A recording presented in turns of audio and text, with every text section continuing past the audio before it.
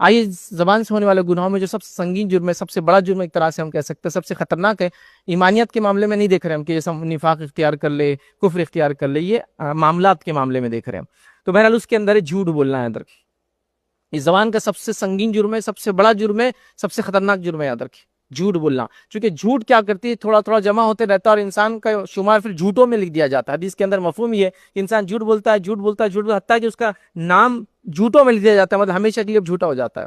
اور انسان سچ بولتا ہے اور سچ بولتا ہے اور سچ بولتا ہے، اس کا نام سچوں میں لکھ دیا جاتا ہے اور وہ سچوں کے ساتھ اس کا فیصلہ ہو جاتا ہے، تو صدیقین میں اس کا فیصلہ ہوتا ہے۔ تو لہذا زبان کا استعمال خاص طور سے جھوٹ کے معاملے میں ہم نہ کریں، یاد رکھیں، اس لیے کہ جھوٹ سنگین جرم ہے۔ اب جھوٹ ہوتا کیا ہے؟ کسی واقعے کو اس کی حقیقت یا اس کی اصل سے یا اس کے خلاف بیان کرنا، کسی واقعے کو اس کی حقیقت سے ہٹ کر، اس کی اصل سے ہٹ کر یا اس کے خلاف بیان کرنا۔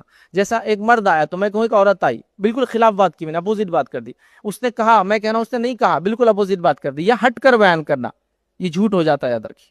تو چیزوں کو تبدیل کرنا، ہٹ کر بیان کرنا، خلاف بات کرنا واقعے کو، بالکل جیسا الف نے با کو مارا اور میں بول رہا ہوں با نے الف کو مارا، یہ بالکل خلاف بات میں نے کر دیا، تو یہ سب جھوٹ ہے یاد رکھیے۔ تو جھوٹ یاد رکھیے بہت سنگین جرم ہے، لیکن جھوٹ کا معاملہ یہ کہ ہم نے اس کو بڑا معمولی سمجھ لیا گیا ہے، اور اتنا معمولی سمجھ لیا ہے کہ کئی جگہ یہ کہا جاتا ہے کہ اس کے بغیر کام تھوڑی چلتا ہے۔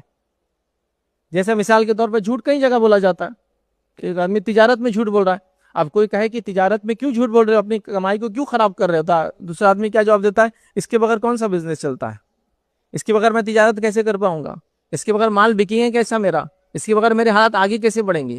تو جھوٹ کا معاملہ ایسا ہو گیا یاد رکھیے کہ نیچے سے لے کر اوپر تک یا اوپر سے لے کر نیچے تک، دائیں سے لے کر بائیں تک ہر آدمی جھوٹ بول رہا ہے، اتنا جھوٹ بول رہا ہے کہ سچے لوگ مشہور ہیں۔ نبی اکرم صلی اللہ علیہ وسلم کا زمانہ، صحابہ کا زمانہ، تابعین کے زمانہ، سلف صالحین کا ابتدائی زمانہ ایسا تھا، جھوٹے مشہور تھے، چونکہ چند لوگ جھوٹ بولتے تھے تو پکڑے جاتے تھے۔ دیکھیں سارا سماج جب سچ بولیں گا اور چند لوگ جھوٹ بولیں گے تو پکڑے جاتے ہیں، تو وہ پکڑے جاتے تھے، تو جھوٹے مشہور تھے، معلوم تھا یہ جھوٹ بولتا ہے۔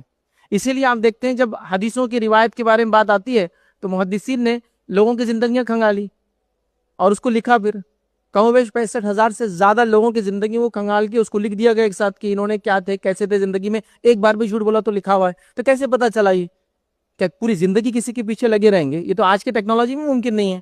تب کیسے ہوا؟ چونکہ تب زمانہ سب سچ بولتا تھا، تو جھوٹا آدمی جب ہی معلوم ہو جاتا تھا یہ جھوٹا ہے تو لکھ دیا گیا جھوٹا ہے، تو اس کی روایت بھی نہیں لی جائیں گی۔ اب معاملہ الٹا ہے، اس زمانے میں جو ہے سچا آدمی مشہور ہے، چونکہ باقی سب جھوٹ بول رہے ہیں عام طور سے، تو جو نہیں بولتا ہے لوگ بولتے ہیں ارے یار وہ سچا آدمی ہے، تو الٹا ہو چکا ہے معاملہ۔ تو اس زمانے میں جھوٹے لوگ مشہور تھے اس لیے کہ وہ کم تھے اور معلوم ہو جاتا تھا۔ آج معاملہ یہ ہے کہ سچ کم لوگ بولتے ہیں تو لوگ بولتے ہیں وہ تاجر سے لو، وہی ہمارے ایماندار ہیں۔